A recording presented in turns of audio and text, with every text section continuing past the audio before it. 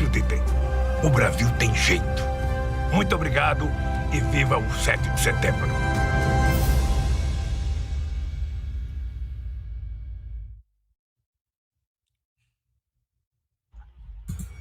Tudo bom, Aí, hein? importante a fala desse presidente. Primeiro que é sempre um oxigênio, né? Não sei se é a mesma sensação que vocês têm, mas quando a gente olha para o presidente Lula e ouve ele falando, colocando ali os pingos nos is, no lugar certo, a gente fala, nossa, como a gente perdeu, né? Que retrocesso enorme a gente teve com o caminhar desse país ao longo aí dos processos jurídicos, né? As intenções todas que levaram a isso. Importante fala, né, de colocar o povo no orçamento, né, e os ricos no imposto de renda. É uma fala que dá uma direção, principalmente, muito diferente daquilo que a gente tem assistido nos últimos anos, né, Daniel Cara?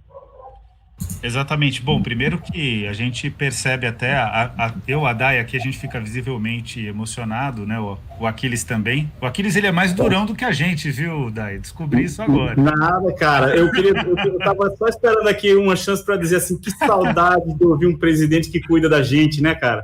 Porque foi basicamente o que ele fez, cuidou do povo ali, disso que poderia ser feito, o que deveria ser feito e o que ele vai fazer. É o que todo mundo tá querendo ouvir. Exato, não, e uma mensagem que eu vejo, tem várias qualidades do Lula, porque primeiro a questão da autenticidade, ele fala aquilo que ele sente, ele não está fazendo um discurso que é planejado, é claro que ele tem uma equipe de trabalho, é claro que ele discute com as pessoas quais são os caminhos, mas ele tá de fato colocando a alma ali, não é um discurso que é racional, que é planejado, que procura olhar para a câmera. Olha, se vocês quiserem passar mal, é só acompanhar as prévias do PSDB, que vocês vão ver que não existe nada de autenticidade. O Lula é diferente, ele é exatamente essa figura autêntica. E ele traz algumas questões que são muito fundamentais para o Brasil nesse momento, né? Sempre são, mas que agora ainda mais são necessárias, né? Ele coloca a questão da esperança, ele coloca a perspectiva de futuro, ele traz uma fala que cita o que o governo tem feito de errado, e ele não tem medo de colocar o dedo na ferida do bolsonarismo, né, que de fato é um movimento político que tem na liderança uma pessoa totalmente responsável, uma pessoa que tem ódio do povo, e o Lula expressa o contrário desse caminho, ele expressa de fato a fé no povo brasileiro e um caminho de garantia de qualidade de vida para todas e para todos, com um recado muito claro em termos econômicos, que é a participação do Estado na retomada do desenvolvimento do país. Nenhum lugar do mundo é diferente disso. A gente está vendo agora a ascensão chinesa. A ascensão chinesa, basicamente, é um modelo em que o país que menos seguiu o consenso de Washington, que teve mais atitude contra o neoliberalismo, é o país que vai se tornar, certamente, a maior economia do mundo, se já não for, viu? É importante dizer, Aquiles, a gente já não sabe se a China já é a maior economia do mundo ou se ela vai se tornar aí nos próximos anos. É o maior parceiro comercial brasileiro. Então, o Lula faz o caminho certo e isso precisa ser reconhecido. É um sinal de esperança, como estão dizendo aqui no nosso chat. Inclusive, né, Daniel, o Brasil teve uma participação importante nessa ascensão da China ao ser um dos primeiros que reconheceu o país, durante o governo Lula, inclusive, como economia de mercado. Isso foi importante para a China ganhar espaço nas discussões econômicas internacionais e fortaleceu a sua política que já era implantada desde ali. Então, se soubesse, se fosse minimamente, vamos dizer assim, inteligente em se falando nas relações internacionais, o Brasil estaria faturando muito hoje com essa ascensão da China. Mas eu acho que ainda vai, viu?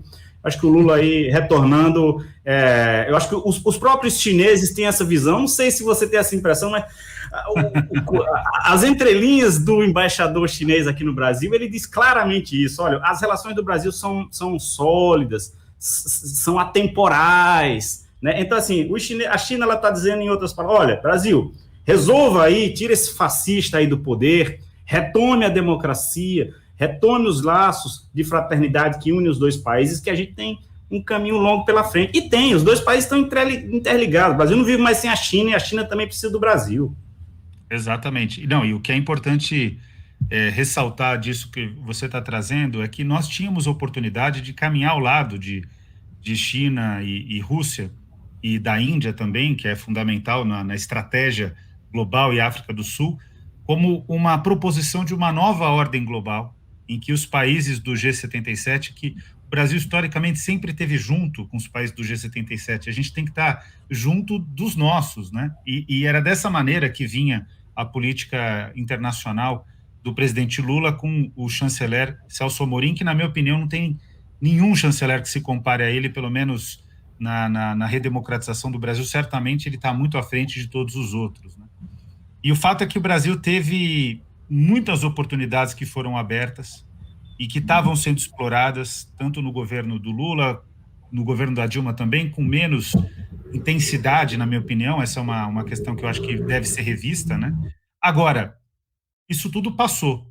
O problema é que a história ela é dinâmica, não significa que o fato da gente ter tido 2 desgovernos, Temer e Bolsonaro, que a gente não consegue recuperar. O Brasil é grande demais, o Brasil tem recursos demais, o Brasil tem um povo, eu sou totalmente Câmara Cascudo, o Lula também, né? O Brasil, o melhor do Brasil é o povo brasileiro, são as brasileiras e os brasileiros. Então a gente tem que, a partir de agora, conseguir olhar para frente. O Brasil, inclusive, tem que ter a ambição de decidir qual lugar do mundo que ele quer ocupar, em que cadeira que ele quer sentar, o que ele vai fazer sentando nessa cadeira. E, na minha opinião, é um caminho de fortalecimento dos países em desenvolvimento, fortemente consolidado na América Latina e na África, porque, na prática, a gente tem que ter isso cada dia mais claro, inclusive na nossa política internacional. Já aconteceu no passado, mas a nossa mãe, de fato, né, é a África, e a gente tem que trabalhar no sentido, inclusive, de construir relações sul-sul de crescimento mútuo e contínuo para garantir, inclusive, com que o Brasil tenha aliados internacionais que façam com que o nosso país garanta a qualidade de vida não só para o nosso povo, mas também para os povos que são povos irmãos, né? Então, esse trabalho precisa ser consolidado rapidamente, e para isso precisa ter um presidente que pense no país, né? Não pense só na sua loucura fundamentalista, como é o Bolsonaro.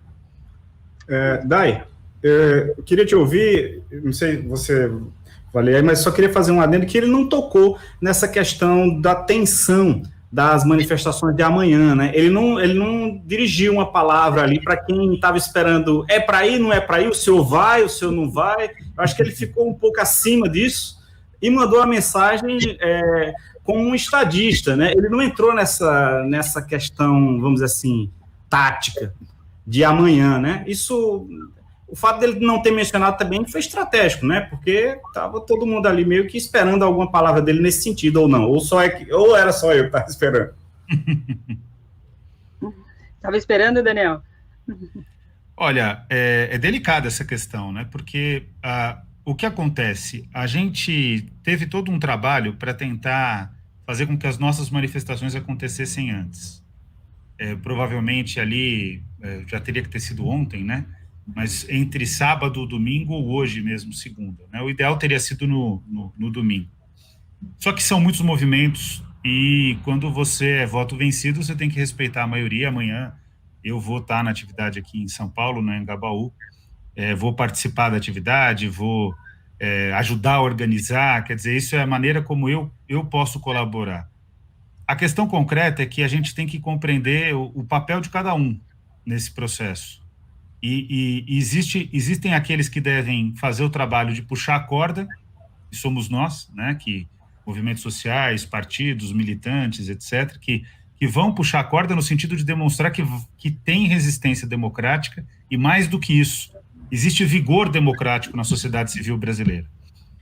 A gente já, é bom lembrar ainda, Aquiles, a gente tem que sempre retomar essa questão. A gente já fez várias manifestações, se somar todas aí, a gente colocou milhões de pessoas nas ruas já em 2021. E o presidente Lula, ele está numa função, que é uma escolha dele, num patamar de construir pontes. Então, cada um vai fazer o seu papel amanhã. Certamente, o que importa é que existe coesão dentro das forças verdadeiramente democráticas, e essa coesão ela está afirmada desde 2016, não é novidade, as coisas não estão mudando agora. 2016, todo mundo que defende a democracia estava na rua pedindo pela permanência da presidenta Dilma. 2018, todo mundo que defende a democracia votou, pelo menos no segundo turno, 13. E optou por um professor ao invés de um maluco, de um desalmado. E agora, né, em 2019, 2020, 2021, a gente continua na rua, e agora a gente tem a vantagem de poder contar, dentro desse projeto, com pessoas que tenham a legitimidade de construir pontos. Então, cada um amanhã vai desempenhar o seu trabalho, eu tenho certeza que o resultado vai ser um resultado positivo.